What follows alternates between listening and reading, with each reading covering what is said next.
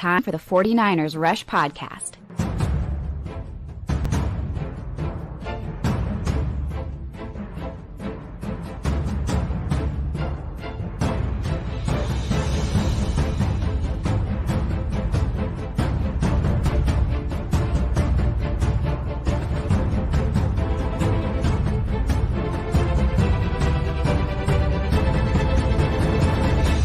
And here's your host, John Chapman.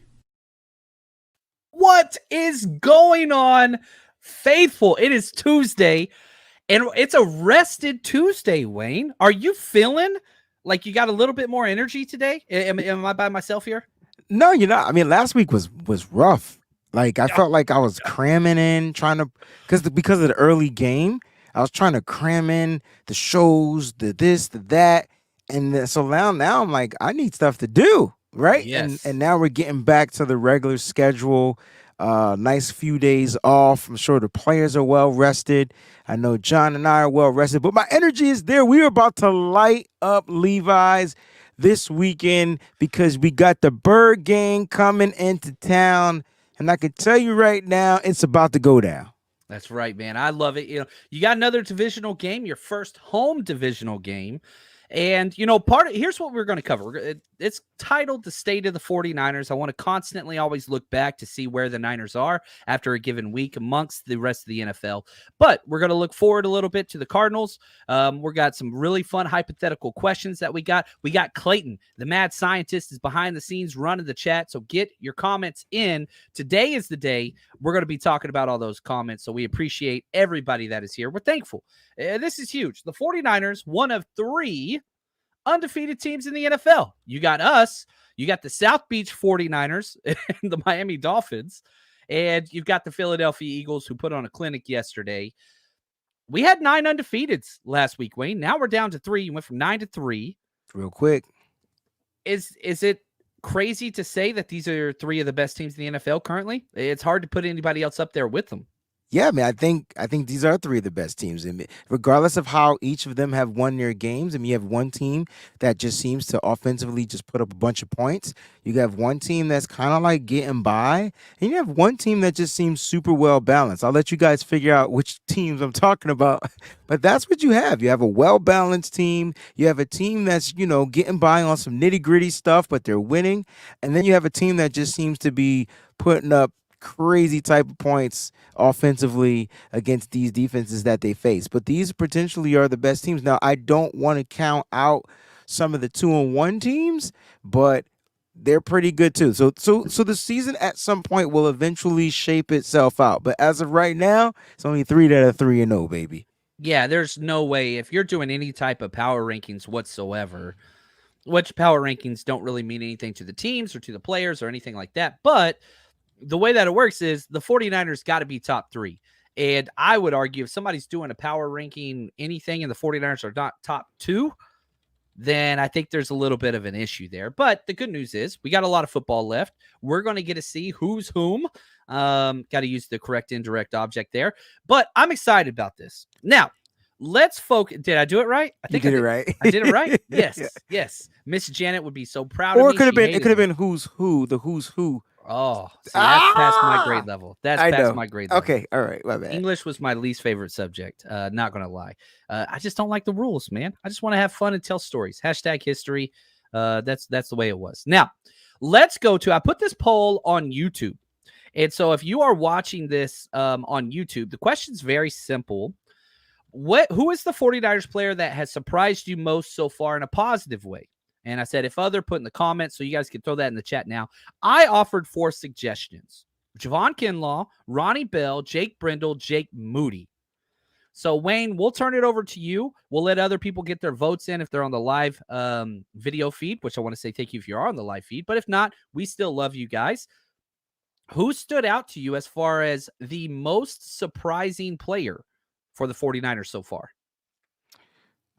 Read me the choices again. I heard Jake.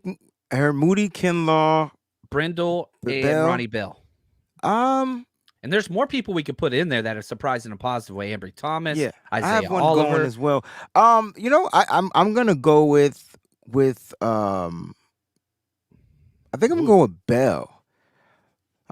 When I look at Javon Kinlaw, I expected him to have a good season this year. I expected him on a rotation to be a more dominant interior defensive player, and he's doing exactly that. I think he's the third, excuse me, as far as in team pressures on this team, and he's playing great football. You're seeing him all the time. Pressuring the quarterback in the backfield, running down running backs on the sideline, it's always been health for him, right? And so like I think he got his body right. I think his health is pretty good. It's sustainable as of right now. Got a long season ahead of us. But I've expected Kinlaw to do that. Moody, my expectations were through the roof. I told you Yes, they that. were. I wasn't mad at us drafting a kicker in the third round, especially that kicker, especially with that name and the things that I've seen him do. So I already expected him to be fine. So he's good. Jake Brendel, after his first year starting last year, I had no more worries about Jake Brendel. I knew he was going to be the starting center for the 49ers moving forward. They got him at a cheap, discounted kind of a rate when you're paying centers, and he chose here. So at the end of the day, he chose to be here. Remember, because was a free agent, he could have went elsewhere as well. And so I got to go with Ronnie Bell because this is a kid drafted in the 7th round. Now I knew he was going to be a dog when I talked to him when I interviewed him at the in Mobile, Alabama. Like everything about him just glowed about being a dominant receiver in the NFL, and he's getting his opportunities, and he's starting on special teams, and you can see that the more opportunities he gets, the more days he continues to stack, the better he's going to get. He went from not blocking to now he's one of the lead blocking wide receivers on this team, and you can see him continue to go up. So I'm a little bit surprised by how quickly, not that he's grasping the concept of the offense. That wasn't an issue for me. It was, will he be able to block? Yep. Because that's going to keep him on the football field, and you saw what he's able to do. Yeah, he's fun. If you just look at, again, the overall PFS snapshot, he's the 7th highest rated player on the 49ers offense. He's playing about 30% of our snaps, which you had that one Ayuk game where he was out, and Bell filled in admirably. Is he Brandon Ayuk? No, but you had the awesome touchdown catch. My favorite play of his was the tip pass, the tip ball that went up in the air. His awareness. He just Johnny on the spot, that bad boy. Went and got it, and he's a 7th round pick. That is huge, and I think that's the thing that's so cool. And you can throw in Ronnie Bell in special teams. He's the little engine that could as a punt gunner. He doesn't have the speed that most guys that go out there do, but that dude just will not be denied. And I think that's huge. I think that's huge, especially till Samuel Womack comes back, till Danny Gray comes back. I am curious who's going to be the punt gunner opposite of him this week, because Trace Williams not around anymore. Anthony Brown got brought up. Maybe him. Yeah. I don't know. Samuel Womack's gone. Ambry Thomas should be. I don't know if he's going to be back this week. Ambry Thomas would be the guy probably. If Ambry's good to go, which he didn't practice yesterday, so if Ambry's good to go, he's clearly the number one guy that's going to be on the gunner. Special teams is just better when he's out there.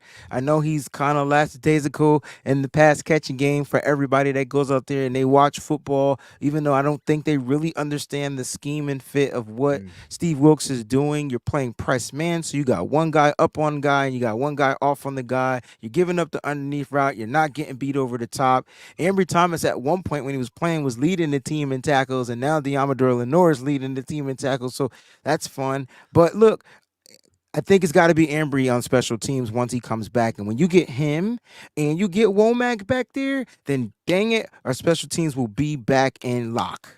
I like that. Now, you brought up Demo. I wanted to talk about Demo and kind of what he's been able to do. Demo leads the team in tackles, which usually you don't want with your corners. There's definitely some issues there. However, why are we not talking about the fact that this dude has 0 missed tackles? He don't miss tackles. I know you don't want your cornerback leading the team in tackles, but from this schematic sense of playing off the man, playing far off your man, I feel like you better make the tackle if you're going to give up the underneath route. And that's what's happening. Now, he also leads the team of penalties, but those are some questionable PI calls. But at the end of the day, like he's playing off of his man. And so he's not big enough, I think, to play that type of press man type of defense that you want to see. You kind of save that for like Mooney Ward and there may be a shift in like as long as Steve Wilkes is here, who ends up being those type of DBs. But that's the defense that we're playing. It's the bend don't break defense. And we haven't gotten beat deep yet. And I don't plan on us getting beat deep at all. And at the end of the day, I mean, the most points we gave up was in against the Rams. And those points, every game that we've played in, those points are super subjective, right? I mean, damn, they came off of penalty drives, and then all of a sudden, boom, they're in great scoring position, field position to score. Yeah, I think that's exactly, you nailed it. And so, like, again, what Steve Wilkes said, the two things we want to do, we don't want to give up big plays. We want turnovers. That's simple. How do you And stop big plays? You make tackles. 5 interceptions, no fumble recoveries, but 5 interceptions so far on the season. And I think we're tied for like sixth. It's like a 7-way tie with teams with 5 interceptions. I don't know off the top of my head. I looked at it, but that's good, and it's gonna come. Yeah, I think you're right. And so, okay, here we go. Let's shift here. My man, Philip D. Oh, we got a super chat. Let's do this. Oscar, what's up, man? That's what's up. He said, split a dime on me, guys. I love it. There we go. Put I 5 love on Oscar. it, right? That's the song right there. I man. got 5 There we on go. it. I'd love to know your thoughts on the wide receivers coming up post 2023. Oh, Samuel man. signed. Ayuk should be extended. Jennings is a restricted free agent. Bell's on a rookie contract. Should we keep all 4? I'm going to say not only all 4. The only wide receiver that is on an expiring contract is Ray McCloud. Ray McCloud, yeah. That's it. The 4 you mentioned are not going anywhere. I keep hearing people talk about Jennings being an unrestricted free agent. He's not, because his first year did not count as a contract year. So it told. So you still have those 4. Now, you need more than 4 wide receivers. Absolutely. But is there any question, Wayne, on the 4 wide? Like, those 4 aren't going anywhere, right? No, I mean, you got your rookie who's going to be on a cheap contract for a while. He's going to continue. I mean, there's still, like, Danny Gray's still here. We're not talking about him. We haven't seen him yet. There's a possibility that Danny Gray is retained. I mean, he's still going to be under his rookie contract as well. And so, like, the only receiver I can see not coming back is Ray McCloud. And let's see what happens with Ronnie Bell. Do they get him into the return game now? Like, does Kyle Shanahan and Brian Schneider, which you don't ever hear his name anymore, do they trust him in that sense? Or does Kyle Shanahan say, nah, bump that. I need this kid ready for offense, ready to go. And that's shout out to Ronnie Bell for that, because he had to prepare himself to be a wide receiver for this team. So Danny Gray could be utilized in that sense once he returns off of the IR. So I want to see where he plays. I don't know, John. Ray was Ayuk's backup last year. Correct. Now Bell's Ayuk's backup this year. You don't change that. You don't change that. No, but Bell's keeping his job. Okay, so here was what was crazy. First snap of the game against the Giants, it was Ray and Debo on the field. It wasn't Ronnie Bell at first. Ray plays all 3. Yeah. Ray plays all 3. So coming out in that 21 personnel, you had the 2 wide receivers was Ray and Debo, which was interesting. But Bell, once he was inserted, oh man, like the offense kind of lit up a little bit. So we'll see what happened. And Ray's still coming off of that injury. We don't really know what the hell happened. Like, we know he broke his hand or wrist or something, but then he was cleared to super glue on it. Something super gorilla glue. That's awesome. Yeah, it's so like it's weird. You know what you do with those 4. I think those 4 are automatics. You're keeping those. And maybe you take some more flyers. Yeah, David, appreciate your comment, man, and subscription, supporting the show. Keep all 4. Ray will be gone. But yeah, you got to keep more guys coming in, and there's no doubt about that. But the fact that you have the 4, that's a pretty nice stable. And so we'll figure it out. You continue to build off that, right? You still bring in those guys that you can get as far as your older free agents, your Chris Conleys, your Willie Sneads. Those guys will continue to find ways to be around, and then you draft again. Yes.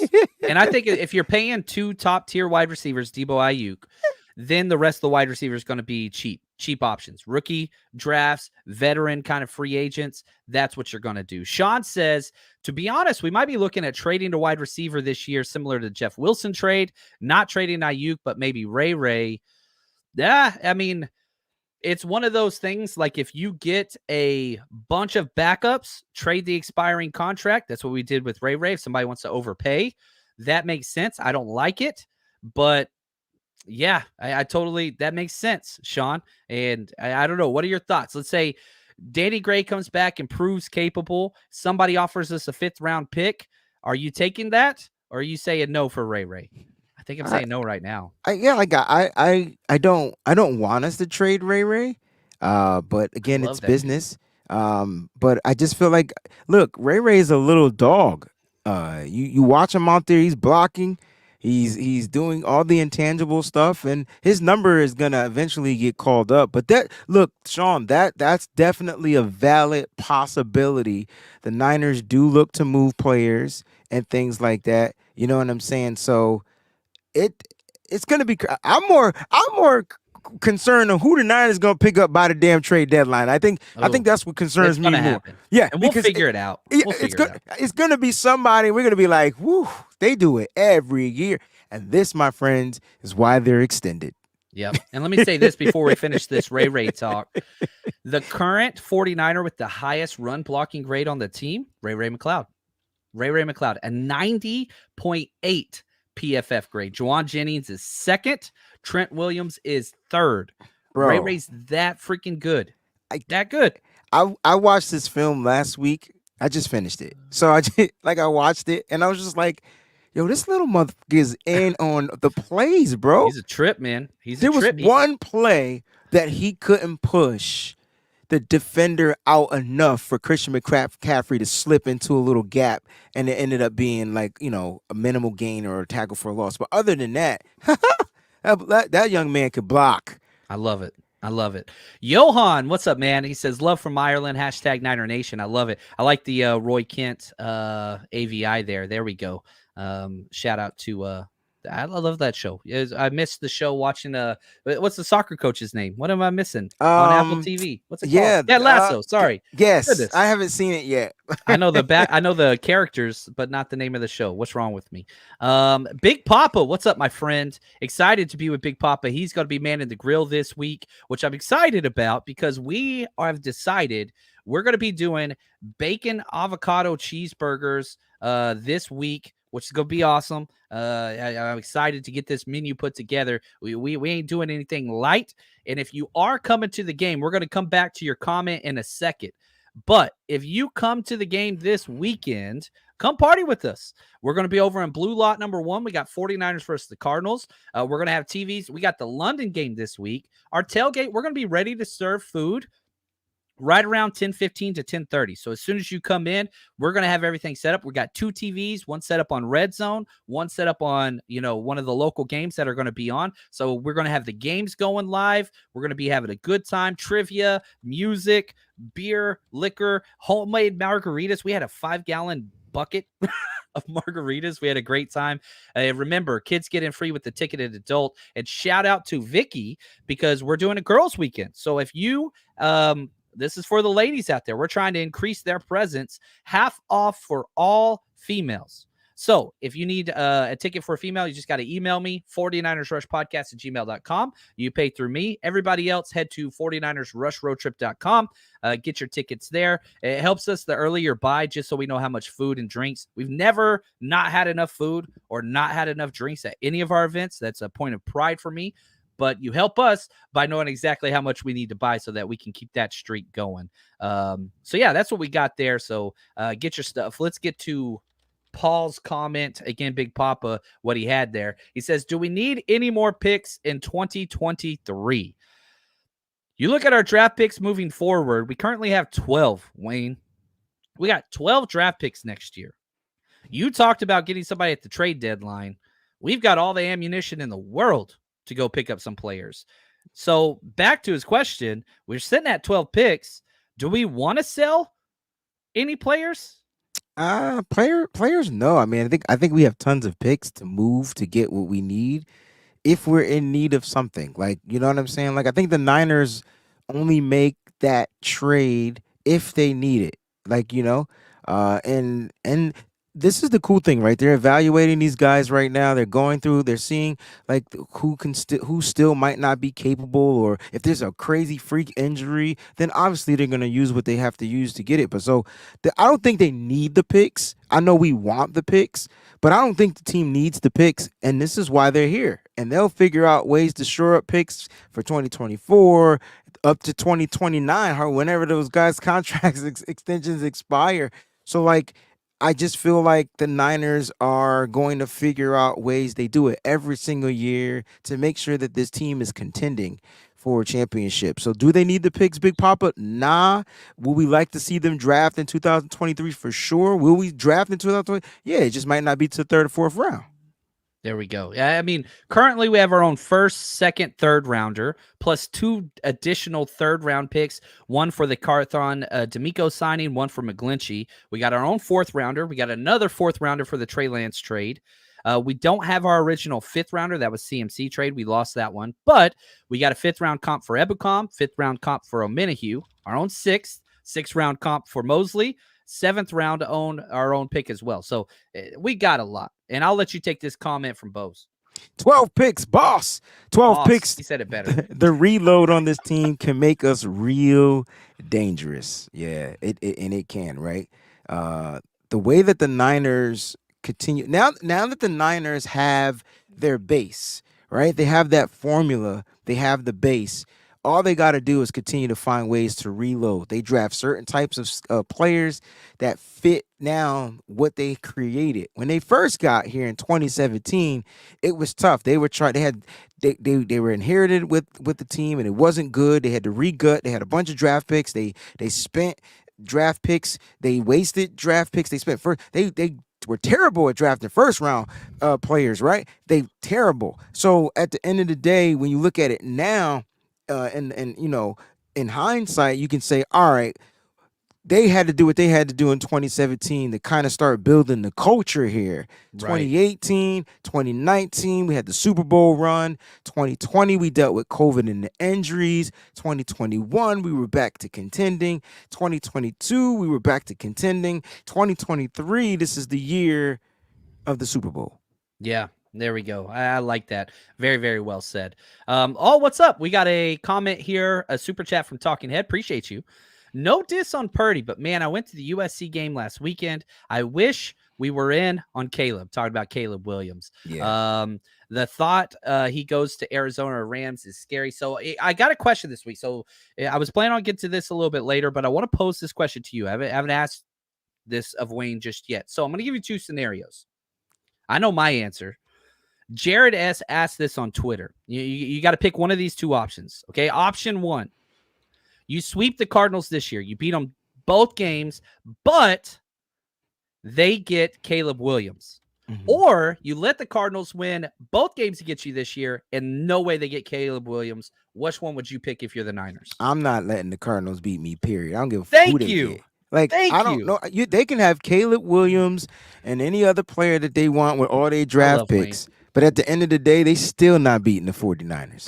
I win. That's what we do. Right. That's bottom line. You get your guys. I get my guys. Meet later in the parking lot. We're going to beat your rear end. That's just the mindset all the damn time. Now, Caleb Williams, awesome. Yeah. But you always take the wins. Yeah. Always take the wins. And yes, we have no option. I get so many emails, which is great, and I want them to continue.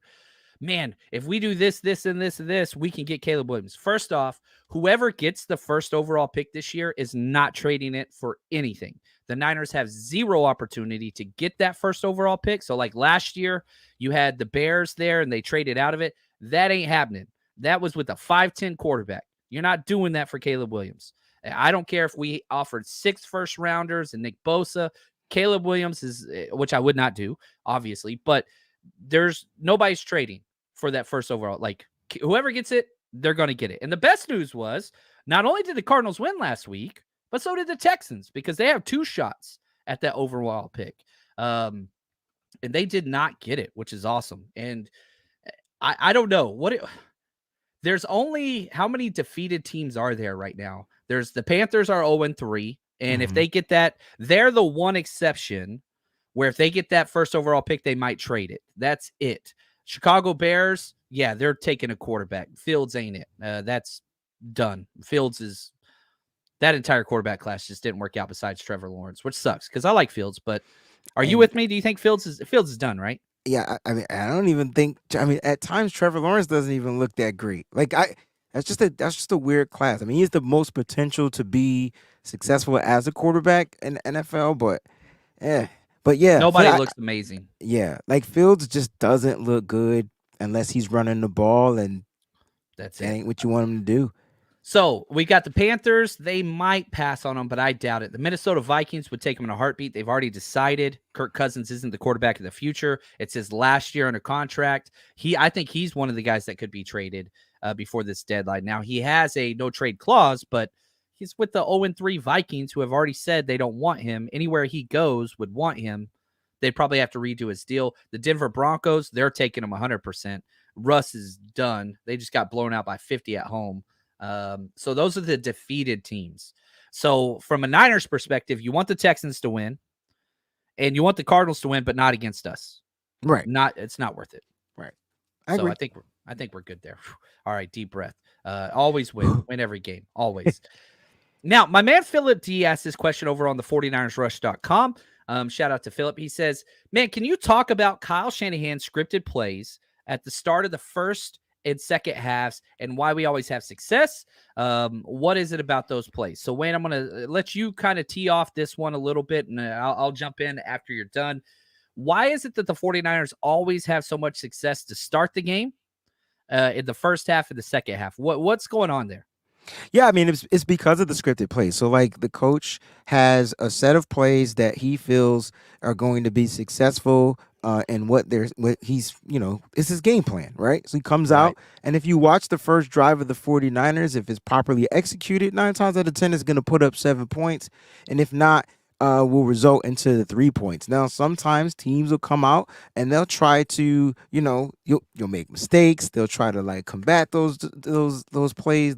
So many things can happen, but usually when Kyle's on point, it's almost impossible to stop his scripted plays, especially at the beginning of the game. So when you watch this last game, it's a 15-play drive. I think the plays might go from 1 to 20 plays when it comes to the script.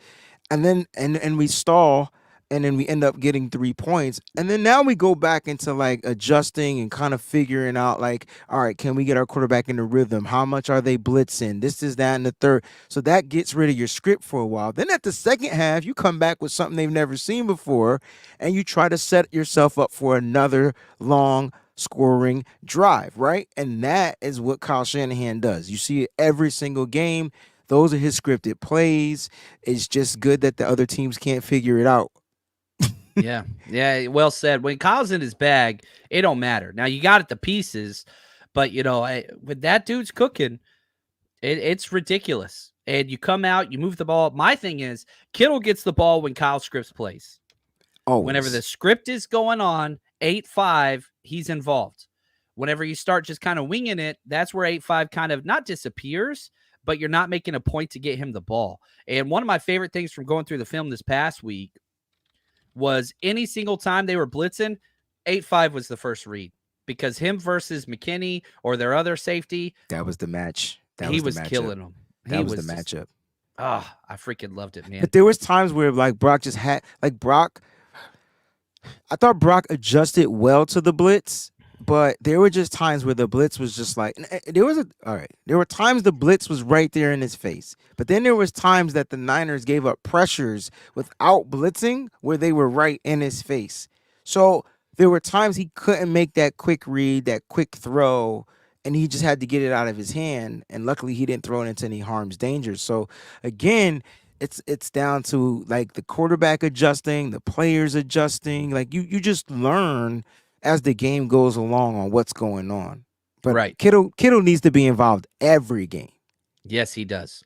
Can't be involved too much. He's been incredible. Shout out to Philip D. He came up with the question and the super chat, my friend. It was good hanging out at our Zoom hangout the other day, man. Really appreciate that. Now let's do this. Let's transition. let's talk about the Cardinals briefly. Okay. So many questions we can't overlook the Cardinals. This is a trap game, all those things. I'm sitting here screaming from the top of the roof. I'm going to go on a little rant here, Wayne. I hope that's okay. This is not a damn trap game. It never was a trap game. It's not. There's nothing to underlook. First off, Gannon is the freaking head coach. He was the DC of the Eagles in the national championship game. Talk trash before the game, talk trash during the game, talk trash after the game. Screw that MFer. Like, no. 2, Wilks is literally suing the team we are playing. So, come on, man. Trap my behind. This is about to be a commence. They about to commence an ass whipping on these Arizona Cardinals. I could tell you right now, Kyle Shanahan is coming in guns blazing. Steve Wilks may just blitz on the first play just to take whoever their quarterback is, Josh Dobbs, out of the game. Like, I'm telling you right now, and on top of that, it's a divisional game. The Niners aren't going to sit there and lay the. This isn't Sean McVay and Matthew Stafford. I will leave it at that. Like, this isn't those beautiful minds. This is some young bucks trying to get their way, and it's not going to happen against this type of defense or this type of offense. It's just too much going on. Yes, and I don't give a damn. Like, the idea of, okay, how do the Cardinals win? Very physical run game. Awesome. You don't do that to the Niners. Now, if they can establish a run game, then it's going to be a close game. It's a different game. I'm sorry. Just because you rush for 222 yards on the soft-ass Dallas Cowboys defense with a bunch of finesse athletes, that's not who we are. We have not allowed what's our total on rush yards allowed? We're giving up 57 yards per game, bro. 159 total yards through 3 games. They gave up 188 in the first half. It's different. It's totally different. And I put that tweet out this morning. I was like, listen, I get that the Cardinals are the 6th ranked rushing team in the NFL. I get it. I get it. But they haven't played the 3rd run defense in the NFL. Yeah. The 3rd guess ranked who's run the defense. 3rd best rushing team? The San Francisco 49ers. And guess what their run defense is ranked? Yeah. It's at the bottom. This is a balancing. Now, shout out to Gannon. I feel like his team, he's coached them up well. They've been in all 3 games. The only game they weren't in was the one they blew out the Cowboys. But no, I'm telling you right now, this is a divisional opponent. You don't overlook divisional opponents. They just beat the Cowboys. So if you were overlooking them, now you're like, okay, they beat a good team. You had 11 days to prepare. You played them.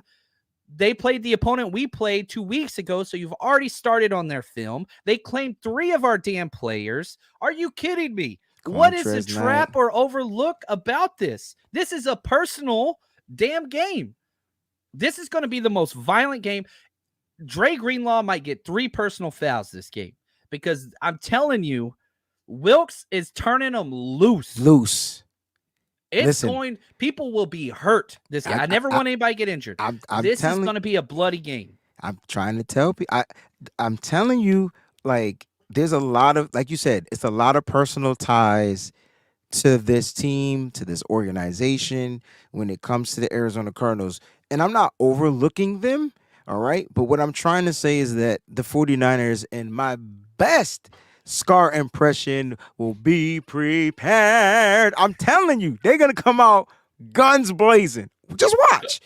That's one of my favorite songs of all time. That's definitely my favorite. Remake, they cut that song. I know they ended a whole different song on the remake, which put the ratings of the remake down. It's because Jeremy Irons wasn't. Love me some Jeremy Irons, man. Yeah, anyway, sorry. The revenge game for Wilks. I love that, Kali.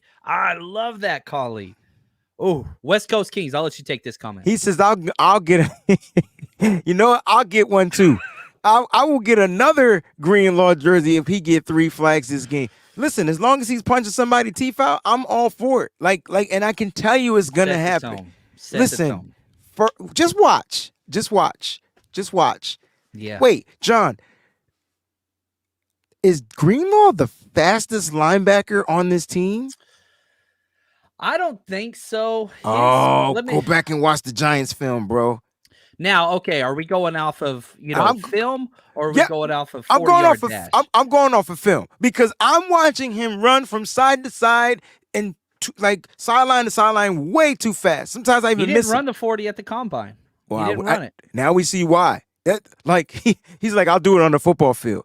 John, Let me see if he did his pro he day. was getting plays, tackles for loss. He was going at every position. He was in on every play. Did you see his stop and stutter go when he got the personal foul call? It was like, I'm gonna stop. I was wearing a Dre Greenlaw jersey.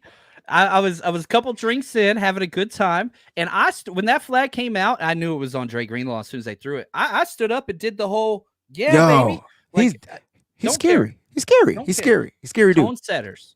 Yeah. I don't like the penalties. I get it's an issue, Eh. but that dude changes the way teams play against us. Changes. Cowboys don't have a Dre Greenlaw. They don't have anybody like him. Nobody. I'm just saying. All right. Now, this Cardinals game, it's 14 points. Somebody asked me, the spread is just crazy. I want to check to see where the spread is currently, because it was I don't plus give a 14 damn. yesterday. So you figure that's that 11 plus the 3 from the home, being a home team. Where is it now? 17, 15? It's pulling up right now. I'm on it, guys. I'm working the phone lines over here. Let's see. I've got it at where's the game at? There we go. 14. Yeah, I'm betting the 49ers cover. I'm telling you right now, this is going to be a statement game for either the Cardinals or the 49ers. I think it's going to be a statement game for just the whole NFC West. And I know we beat the Rams, but we still got to play the Seahawks twice. And we're going to come out and let the NFC West know that this is our division. And this is when you do it. You took care of the Rams once, and now you got to take care of the Cardinals. And they took care of the Cardinals last year. And I know they're a little different, all right? And I get it, but they're missing a lot of their defensive players, and they don't have the same weapons to me on offense. So I just feel like the Niners just have to go out and do what the Niners do. And once they do that, it's a wrap. The next largest spread is 9.5 points, and that's the Chiefs against the Jets. They don't have a quarterback. We're 5 points past that. Like, they just beat the Cowboys. They played every team close, and Vegas is sitting there saying they're going to blow their ass out anyway. And that's what's happening. I'm telling you right now, the Niners are going to open up a can. I'm not being nice this week. I'm not being nice. Niners ain't going to be nice. Now, if you want to bet this and you want to go make some money, we're going to have our bets of the week up. Here's how you do it.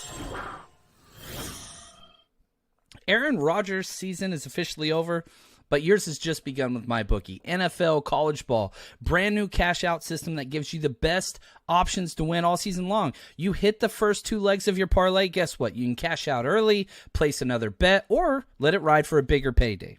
Join us the entire season at mybookie.ag, or you can scan the QR code right next to me. The link is in the description of this video and or podcast, however you're watching or listening. But right now, MyBookie has a no strings attached cash bonus that lets you deposit and withdraw quick.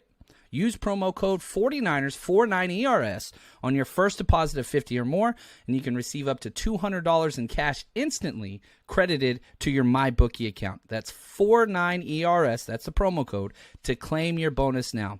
Bet anything, anytime, anywhere, and I mean anywhere. You can bet anywhere. I've lived in California for 8 years. Bet anywhere. I mean it. Head over there with MyBookie.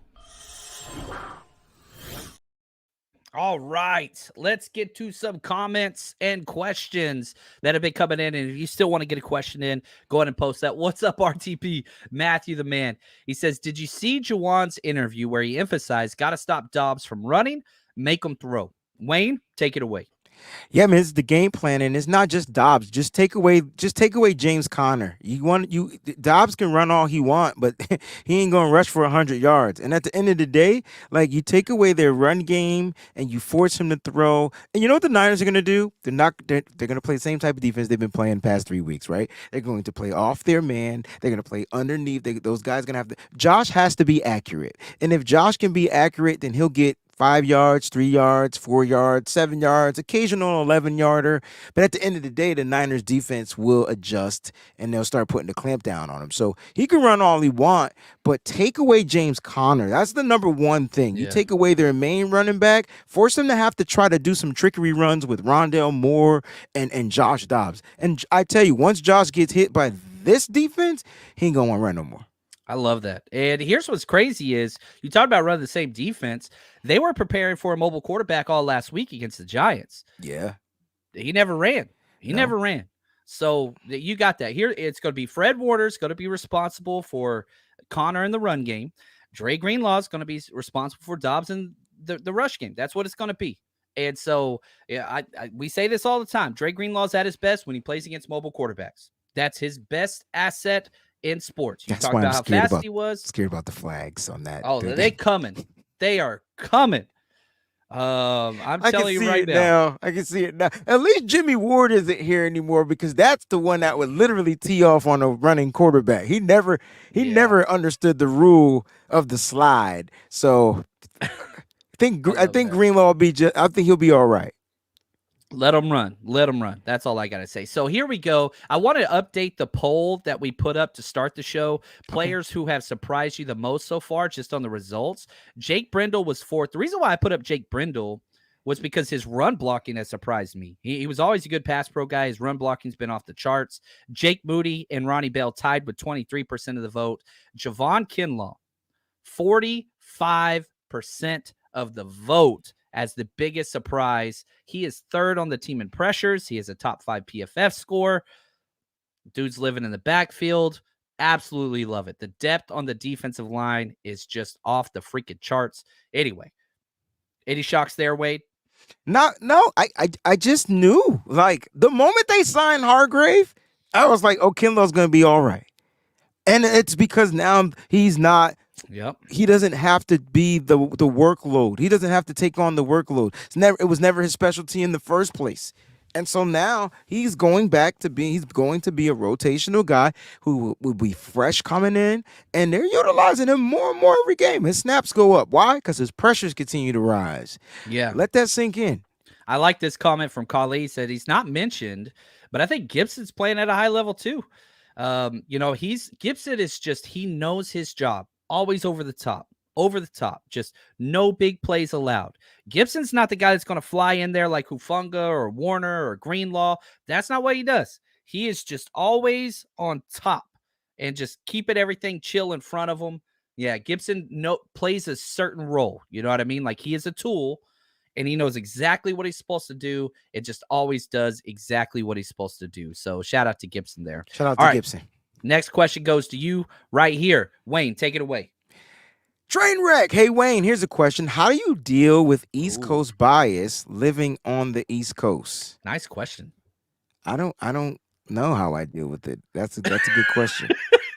Because they always talk about these East Coast teams. Y'all get all like, it's just the way it goes. It's just, I'm just conditioned, I guess.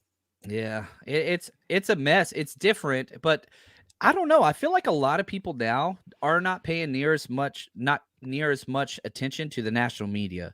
Like I talk to people that understand sports. Yeah. They're not watching the major sports networks, because it's gone to all clickbait.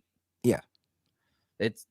There's a reason why they have to go so extreme. It's because I think shows, not us, but shows like us, for all, like you get straight Niners talk for an hour plus with us the whole time. Right. You watch over there, you've got 4-minute commercials every 7 minutes, and sometimes they talk Niners, and the guys that talk Niners don't even watch football, and it's all his name's not cool enough, or who's he dating, or his hair's not like, it's like, come on, man, it's a clown show. So yeah, I like that question. That was a great question. Sean, he says, do we think Mason will get some meaningful carries? Nope. I don't think so. I wish he did, though. Golly, he looked good, man. I mean, he looked like he's supposed to look at the end of the game. He put the game away. He did, but the game was already put away. He just came out there and ran the ball. Like, look, I don't think he'll get meaningful carries unless there's an injury. I think the Niners have what they want at the running back. You got to get Elijah Mitchell into some type of a rhythm with running the ball. So he got more carries last week. And so I think that's going to continue to rise, and then those guys will split. And the reason why I'm saying that is because you want Christian McCaffrey to continue to make those crazy explosive runs, right? So Christian McCaffrey gets 12 carries, but one is for 78 yards. Like, that's the explosiveness, right? And so you could kind of spell him now with a healthy Elijah Mitchell, and then you could kind of let those guys rest and then close out the game. Now, if the game is blown away, then yes, I think Mason will get some of those meaningful carries, but I don't think we need Mason at this moment. I think you want to keep him fresh too. You know how running backs get dinged up. the cool There thing will about be a time. yes, and the cool thing about Mason is I think he can do what they need him to do. I don't know how great his pass pro is, but that might be his only knock. Only knock. Yeah. I will say this. Mason is now a top 5 player for the 49ers offense on PFF in only 4 plays. It's Uh, 4 plays. There's 4 4 positive plays. plays though. 4 4 positive positive plays. plays. Yeah. Yeah, I mean, loaded box, put the game, against their starters, broke 2 tackles, ran through a dude's face. He messed up that linebacker, man. He messed that dude up. It was awesome. Jolted him back, just like, what the hell was that? I love it. Yeah. You mess up a linebacker, I'm in. And that's something that you can look forward to because I think you're going to expect to see these defenses load the box. And if they do load the box and you can get Mason some of those meaningful carries, why run Christian McCaffrey or why run Elijah Mitchell right up into that loaded box? You can still run into a loaded box if you got a running back like Mason. And so why not utilize him? I don't know. I don't know why Kyle Shanahan doesn't do that. I think it would make sense, but it will happen. It will, just not now. Break glass in case of emergency. That's when Mason's going to come through. There will be a time. Brian, we'll pose this one to you. Why is it that the Niners are -14 and the over-under is 45? That would be a 30-14 win. Or can the Cards even score going to hit 14? We'll let you take this one away. Me? Yeah. Oh, I think the Niners give up 10 points in this game. That's kind of where they've been. Yeah. I think the Niners give up 10 points in this game. It'll help lower your season average of points. I think the defense, what we're seeing from the defense is that they're just, the more and more they play, the more and more they're locked. Like the more and more they're in gel, the more and more they're in sync. And the greatest thing thus far is going into week 4 with very minimal dinks, injuries, things like that. Now, I know anything can happen on any given Sunday, on any given play, but you got to look at that like health is wealth right now for the 49ers. Yes. And they kind of started this way last year. Knock on wood, week 4, things started to kind of like shift a little bit. But I think the Niners are just fine. I don't think their defense is going to give up much to this offense. I think the Cardinals offense is going to have to try to find themselves. I think they're going to force themselves to try to run the ball. Once the Niners start taking that away early, I think they're going to force them to pass. And when they force them to pass, that's when the mistakes happen. So the Niners got a blueprint and they stick to it very well. And they make those subtle adjustments that they need to make. Yeah. 10 points. Yeah. I like that. And I think the only way the Cardinals can win if this is like a 17-16 type game, something that it's going to have to be ugly. It's going to have to be a lot of turnovers. And Niners just don't play that way. The Niners put up 30 points on the Rams defense, which is better than the Cardinals defense. So I'm going to go out and say the Niners are going to put up 30 on the Cardinals defense. So it won't be 17-16. And I don't see the Niners giving up 30. It's like clockwork, man. Every single freaking time. That's what's up. Look at Don't Bother Me. Who will be the offensive stud other than CMC this week? Ooh. I like this one. I mean, it's... Well, Ayuk is back. Kittle is man. known for his games against Cardinals, but Budda Baker's not out there, so he doesn't have the... Yeah. I thought this would be a Kittle red zone type of game. Who are their corners? Is it Jalen? They replaced everybody. Byron Murphy's not there anymore, right? No, he's gone. So if we look at their defense, who's gotten the most snaps as I pull this up? Their corners, Antonio, he's rotated in. Their corners are at the bottom of the list. Marco Wilson has not been good. Keitrell Clark, undrafted free agent guy. A lot of people, and Josh Woods. So 3 of their bottom 7 players they're about on to get PFF. abused. Oh my gosh. This is gonna be fun. Their best defensive player is probably Zaven Collins. Yeah. I don't know, man. It's rough to look at this and be like, oh yeah, like they've got to feel confident here. But you could have said the same thing for them against Dallas. Shout out to Vicky. She called it in our chat. The day of. That She the thought that, Cardinals would beat yeah, yeah. she called us. So shout out to Vicky. She's incredible. She'll be out there with us partying this weekend, which is going to be fun. So yeah, we'll see how that goes. I think Kittle would be the answer. That's just me personally. Let's get to a couple more questions and comments. Just want to make sure that we get all these. Want to make sure we get them all. West Coast King says, I was in Dallas last weekend seeing my son at school. Of course, Rockin' Niner gear. Had several people yell out, bang, bang, Niner game. Oh, they out there. I like it. They're there, man. That's all I'm saying is it happens because, I grew up there. I was rocking Niner stuff all the time, and that's what we do. That's what we do. Now, for the rest of this week, do want to let you know updates on the show. Tomorrow morning, it's the Steph and John and Wayne show, which is, grammatically incorrect, but I love it, man. It's just absolutely perfect. That's going to be 8 a.m. And then, Wayne, do we have a Friday show or a Thursday show? Friday. What time? Friday, same time, 1 p.m. Eastern Standard Time, 11 a.m. Pacific Standard, or whatever the change of the time is. I love it, man. I am so excited about this. It's going to be fun. Niners Nation. I like this question. Again, into a little draft talk. He says, Joe Alt or Graham Barton would be the pick I'd like in the first round with Trent's future. I like Graham. I want to tackle big time. I want to tackle last year. Joe Alt with Notre Dame, Graham Barton with Duke. We've got, these are good names that, we have. We had Laken Tomlinson out of Duke. We have Mike McGlinchey, Aaron Banks out of Notre Dame. These are system fits. Good names, Niners Nation. We'll be doing draft work all the time. It's always fun to look ahead. We got a lot of picks. We'll see. We'll see how this goes. But this will be the last question. Let's do this. Eric Eastland. I like that. The double E. Dallas has been living on turnovers. You take care of the ball like the Cardinals last week, they become mid real fast. I love that we're going to end on some Dallas hate. Anything you want to say about Dallas and they're getting blown out by the Cardinals? Dallas going to be Dallas because that going to be Dak. I'll leave it at that.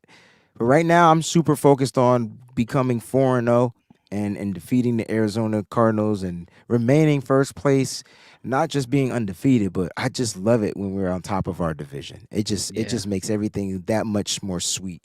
You know what I'm saying? So let's go ahead and take care of these, pluck some feathers off these birds, and let's get it done. Because we got a lot of bird games this season. We do. We have like 4 in a row later in the year. Bird is the word. There we go. Now, I will say this. Wayne, is there a little teaser we could leave for the Dallas weekend? Because, man, all right. Dallas is your weekend, man. And I'm so pumped about this. The music video, hanging out, the tailgate. We got all these things. Let us know a little something.